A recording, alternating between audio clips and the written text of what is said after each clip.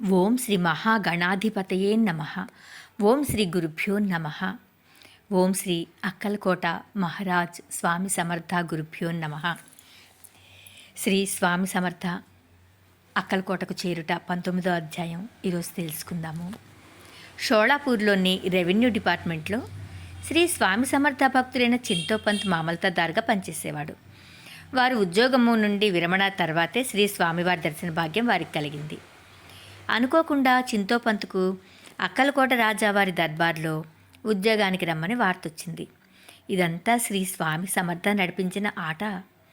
శ్రీ స్వామి సమర్థ అక్కలకోటకు రావలసి ఉన్నది కాబట్టే ముందు తన భక్తుడైన చింతోపంత్ను అక్కడి నుండి పిలిపిప్పించారు. చింతోపంత్ ఆ విషయాన్ని శ్రీ స్వామి సమర్థకు చెప్పి తనతో పాటు అక్కలకోటకు రావాల్సిందిగా ప్రార్థించాడు. శ్రీ స్వామి సమర్థ తర్వాత వస్తానని మాటిచ్చి చింతోపంత్ను మొదట అక్కలకోటకు పంపించారు. 1856 సంవత్సరంలో చింతాపంతు షోళాపూర్కు వెళ్ళి స్వయంగా శ్రీ స్వామి సమర్థను గుర్రం మీద అక్కలకోటకు బయలుదేరగా మార్గమధ్యంలో ఒక ముఖ్యమైన పని వలన కలెక్టర్ గారు చింతోపంతును రమ్మని కబురు చేయగా శ్రీ స్వామి సమర్థను మార్గమధ్యంలో ఒక చెట్టు వద్దుంచి ఒక పనివారిని కూడా స్వామి వద్దుంచి తాను పని ముగించుకొని త్వరగా వస్తానని శ్రీ స్వామికి చెప్పి షోళాపూర్కు వెళ్ళిపోయాడు. సాయంకాలం పని ముగించుకొని చింతోపంతు తిరిగి వచ్చేసరికి పనివాడు తప్ప శ్రీ స్వామి సమర్థ కనిపించలేదు. చింతోపంతు ఆ పనివాడిని స్వామి గురించి అడిగితే స్వామివారు పొద్దున్నే వెళ్ళిపోయారని జవాబు చెప్పాడు. చింతోపంతు బాధతో అక్కలకోటకు చేరగా తన రోజు అలవాటు ప్రకారం ఖండోబా దేవాలయానికి వెళ్ళగా అక్కడ శ్రీ స్వామి సమర్థ ఆడుకుంటూ కనిపించారు. అక్కడి జనులు శ్రీ స్వామి సమర్థను చూసి ఆనందిస్తూ ఉన్న సమయంలో చింతోపంతు అక్కడ ఉన్నవారితో ఇట్లా అన్నాడు: నేను ఈ స్వామిని షోళాపూర్లోనే ఎరుగుదును. ఈ విధంగా స్వామివారు అనేక ప్రాంతాలలో తిరిగి హిమాలయాలలో కొన్ని మరియు మంగళవేడాలో, మోహాల్లో, షోళాపూర్లో తమ లీలలను ప్రదర్శించి అక్కలకోటకు రావలసిన సమయం ఆసన్నమైంది కాబట్టి అక్కలకోటకు చేరి తమ మహిమను చూపటానికి సంసిద్ధులయ్యారు శ్రీ స్వామి సమర్థ. ఇక 20వ అధ్యాయంలో శ్రీ స్వామి సమర్థ ఆకారము, నచ్చినవి, అలవాట్ల గురించి తెలుసుకుందాం. శ్రీ స్వామి సమర్థ అక్కలకోట రాకమునుపు చాలా ప్రదేశాలు తిరిగారు. వాటిల్లో ముఖ్యమైనవి బద్రీనాథ్, కేదార్నాథ్, హరిద్వార్, గంగోత్రి, వారణాసి, కలకత్తా, పూరి జగన్నాథ్, రాజోర్, ఉడిపి, పండరిపూర్, సహ్యాద్రి, గిర్నార్, మతాపూర్, కర్వీర్, పాంచాలేశ్వర్, ఔదుంబర్, కరంజా, నరసింహవాడి, బేగంపూర్, గాణ్గాపూర్, మంగళవేడ, మోహోల్, షోళాపూర్. వీటిలో శ్రీ దత్తుని స్థలాలు ముఖ్యమైనవి సహ్యాద్రి, గిర్నార్, కాశీ, మాతాపూర్, కరవీర్, పాంచాలేశ్వర్, ఔదుంబర్, కరంజా, నరసింహవాడి, గాణ్గాపూర్. ఈ 10 క్షేత్రాలు. శ్రీ స్వామి రూపురేఖలు చాలా పొడవైన శరీరం కలిగి ఉండేవారట. ఆజానుబాహుడు, పెద్ద బొజ్జతో ఉండేవారు. విశాలమైన భుజాలు, దాదాపుగా వారి చేతులు మోకాళ్ల వరకు ఉండేవి. తీవ్రమైన దృష్టి, శరీరం గోధుమ వన్నె రంగులు మెరిసేది. పెద్ద పెద్ద చెవులు కలిగి ఉండేవారట. చెవి అడుగు భాగంలో చాలా పల్చగా ఉంటాయట.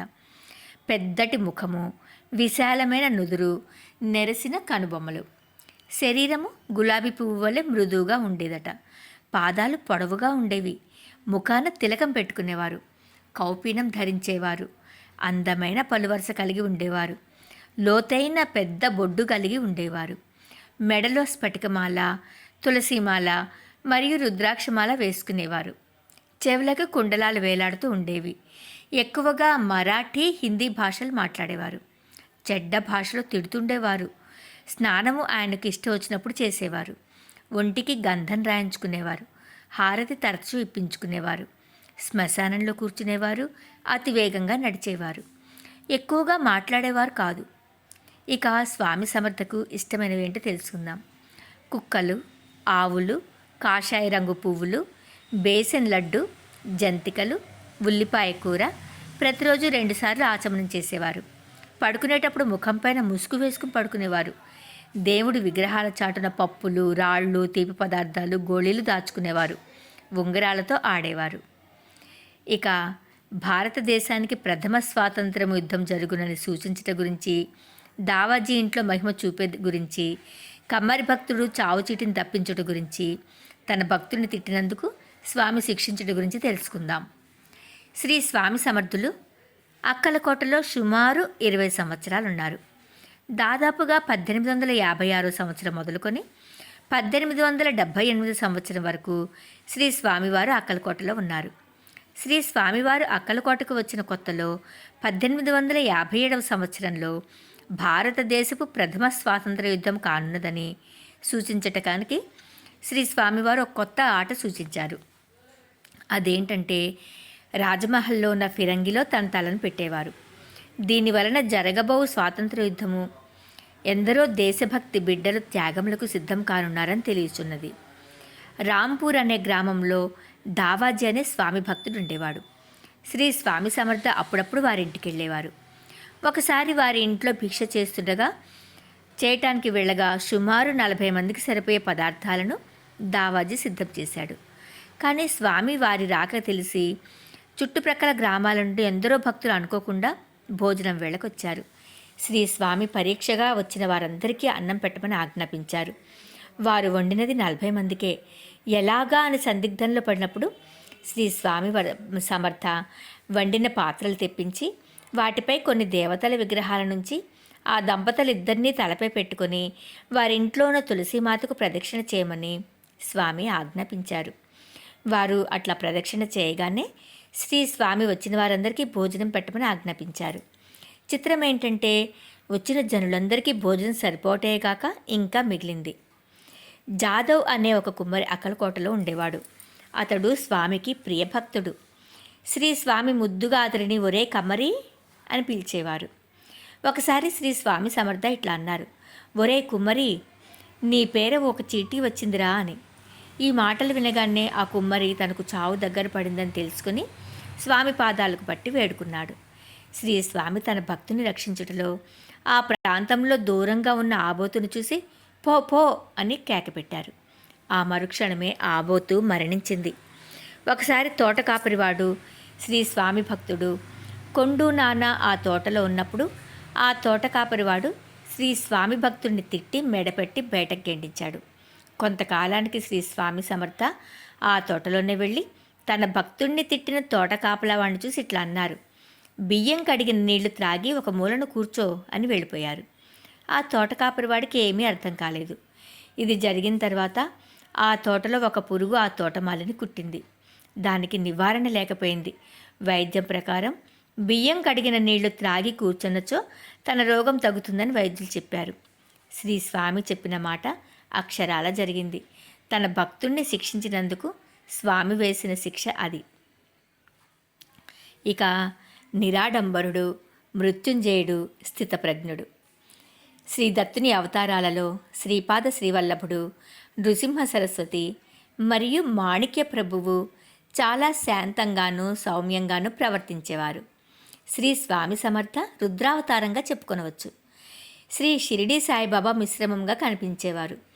ఒక్కొక్కసారి శాంతంగానూ మరింకోసారి కోపంతో ప్రవర్తించేవారు. గజానన మహారాజు కూడా ఎక్కువ పాళ్ళు శాంతంతోనే ప్రవర్తించేవారు. శ్రీ స్వామి సమర్థ రుద్రావతారులు అయినప్పటికీ ఒక్కొక్కసారి తమాషా చేసి అందరినీ సంతోషపెట్టేవారు. ఉదాహరణకు వారు తమ ఆనందంతో నవ్వినప్పుడు వారి 2 చేతులతో తమ పెద్ద పొట్టను పట్టుకుని పెద్దగా నవ్వేవారు. ఆ దృశ్యం చూసించో ప్రతి వారికి పరమానందం తప్పక కలుగుతుంది. మాలోజీరావు భోంస్లే అనే అతను అక్కలకోట సంస్థానపు రాజు. శ్రీ స్వామి సమర్థకు భక్తుడు కూడా. ఒకసారి ఆ రాజు తన జన్మదిన సందర్భంగా స్వామి ఆశీర్వాదం తీసుకొనటానికి ఎంతో ఆడంబరంగా, అనగా ఆ రాజు ఒంటిపై కవచకుండలాలతో, బంగారు ఆభరణాలతో, రత్నముల కిరీటం ధరించి తన వెంట రాణులతో, భటులతో, పల్లకీలతో, ఏనుగులు, గుర్రములు మొదలగు వాటితో శ్రీ స్వామి సమర్థ దగ్గరికి వచ్చి తల వంచి నమస్కరించాడు. శ్రీ స్వామి సమర్థ రుద్రరూపుడి ఒక్క దెబ్బ కొట్టారు. ఆ దెబ్బతో ఆ రాజుగారు పెట్టుకున్న కిరీటంపై ఎక్కడో ఆవలపడింది. శ్రీ స్వామి కోపంతో ఇట్లా అన్నారు, నీ రాజరికం నీ భవనంలో ఉంచుకో, ఇక్కడ అవసరం లేదని అన్నారు. అవధూతల వద్ద ఎటువంటి ఆడంబరములు ప్రదర్శించకూడదు. వారు నిరాడంబరులు, ఎటువంటి ఆడంబరానికి లొంగనివారు. ధన కనక వస్తు వాహనాలకు లొంగేవాళ్ళం మనం. లొంగని వాళ్ళు మహాపురుషులు. కాబట్టి గురువుల వద్ద ఎటువంటి ఆడంబరాలు ప్రదర్శించకూడదు. మరియు గురువులకు ధన కనక వస్తు ఆభరణాలతో మభ్యపెట్టలేమని తెలుసుకోవాలి. ఒకసారి శ్రీ స్వామి తన శిష్యులైన చోళప్ప మరియు జాదవ్తో కలిసి అక్కలకోటకు సమీపంలో ఉన్న ఇటకి అనే గ్రామానికి వెళ్ళి ఆంజనేయుని గుడిలో పడుకున్నారు. ఆ ప్రాంతంలో రామన్న అనే అతనికి పొలంలో పనిచేచుండగా పాము కరిచి మరణించాడు. రామన్నను రక్షింపమని వేడుకోవటానికి శ్రీ స్వామి వద్దకు చేరారు జనాలు. ఆ సమయంలో శ్రీ స్వామి నిద్రపోచున్నందువల్ల శ్రీ స్వామి భక్తుడైన జాదవ్ స్వామివారి పాదరక్షలను శ్రీ స్వామికి తెలియకుండా ఇచ్చి చనిపోయిన రామన్నపై పెట్టమని చెప్పాడు. వారు జాదవ్ చెప్పినట్లుగా చేశారు. శ్రీ స్వామి ఒక్కసారిగా లేచి జాదవ్ చేసిన పనికి కోపగించి కొట్టసాగారు. కొంతసేపటికి ఇట్లా అన్నారు, ఎంతసేపు వాడు నిద్రపోతాడు? వాని చెవిలో 3 సార్లు వాని పేరును పిలు అని ఆజ్ఞాపించారు. జాదవ్ శ్రీ స్వామి చెప్పినట్లు చేయగానే రామన్న నిద్ర నుండి లేచినట్లుగా కళ్ళు తెరిచాడు. ఈ సంఘటన చూసిన వారందరూ ఆశ్చర్యచకితులయ్యారు. ఇంకోసారి శ్రీ స్వామివారు రాజభవనానికి వెళ్ళారు. ఊయలపై కూర్చొని ఊగుతున్న సమయాన ఒక ఎలుక దేవుడికి పెట్టిన దీపంలో నేతిని ఎంగిలి చేసింది. అక్కడున్న పూజారి కోపించి ఒక చెక్కను ఆ ఎలుకపై విసిరి చంపాడు. స్వామి ఆ చచ్చిన ఎలుకను తీసుకుని వారి దివ్య హస్తములతో రాసి ఊయలకు కట్టిన గొలుసుతో ఒక రంధ్రము నుండి బయటకు మళ్ళీ బయట నుండి రంధ్రంలోనికి ఈ విధంగా చేస్తూ ఇక లే వెళ్ళు అని అన్నంతలోనే ప్రాణం లేని ఎలుకకు ప్రాణం వచ్చి దూకి వెళ్ళిపోయింది. అవధూతలు తలుచుకున్న మృత్యువును కూడా ఎదిరించి జయించగలరు. ఒకసారి శ్రీ స్వామివారు గాఢ నిద్రలో గురక పెడుతూ నిద్రపోతున్నారు. ఆ సమయంలో ఒక భక్తుడు తన మనసులో ఇట్లా అనుకున్నాడు, యోగి నిద్రపోడు కదా, మరి గురక పెట్టే స్వామి యోగి ఎలా అవుతాడు అని. అలా అనుకున్నాడో లేదో శ్రీ స్వామి సమర్థ వెంటనే కళ్ళు తెరిచి, ఒరే కంసాలి, అటువంటిదేమీ లేదురా అని మళ్ళీ పడుకున్నారు. శ్రీ స్వామి సమర్థ గోనెపట్టా మీద పడుకునేవారు. సబ్నీస్ అనే అతడు శ్రీ స్వామిపై అపారమైన ప్రేమ ఉండటం వల్ల స్వామివారికి పట్టు పానుపు కానుకగా ఇచ్చాడు. శ్రీ స్వామి ఆ భక్తుని ప్రేమకులోనే ఆ పానుపు మీద పడుకుంటూ ఉన్నారు. సబ్నీస్ బావగారు స్వామి పట్టుపాన్పుపై పడుకుంట చూసి విమర్శించి, సాధువులకు పట్టుపాన్పులతో అవసరమేంటి అని అనుకున్నాడు. శ్రీ స్వామి సమర్థ వెంటనే అతనిని ఒక కొండపైకి తీసుకువెళ్ళి ఒక బండరాయిపై శ్రీ స్వామి హాయిగా నిద్రపోయారు. సబ్జీస్ బావగారికి ఏం చేయాలో తోచలేదు. పైగా అది చలికాలం. అతనికి చలి వలన శరీరం వణకటం, పళ్ళు కొట్టుకోవటం మొదలైంది. ఆ చలిలో పైగా బండరాయిపై శ్రీ స్వామి ఎట్లు నిద్రించారో కదా అని అనుకున్నాడు. శ్రీ స్వామి వెంటనే కళ్ళు తెరిచి, చూశావా మా పట్టుపరుపు అని అన్నారు. దీనిని బట్టి అవధూతలకు పట్టుపరుపులపైన రాయి బండైన వారికి ఒక్కటే అని స్థిత ప్రజ్ఞత కలిగి ఉండదురని తెలుసుకోవాలి. అవధూతలను మనం పరీక్షించగలమా? అసలు ఆ అర్హత మనకి ఉన్నదా అనే ప్రశ్న వేసుకుంటే మనసులో ఎటువంటి సంకోచములు రాక మనసు స్థిరంగా ఉంటుంది. జై శ్రీ స్వామి సమర్థ.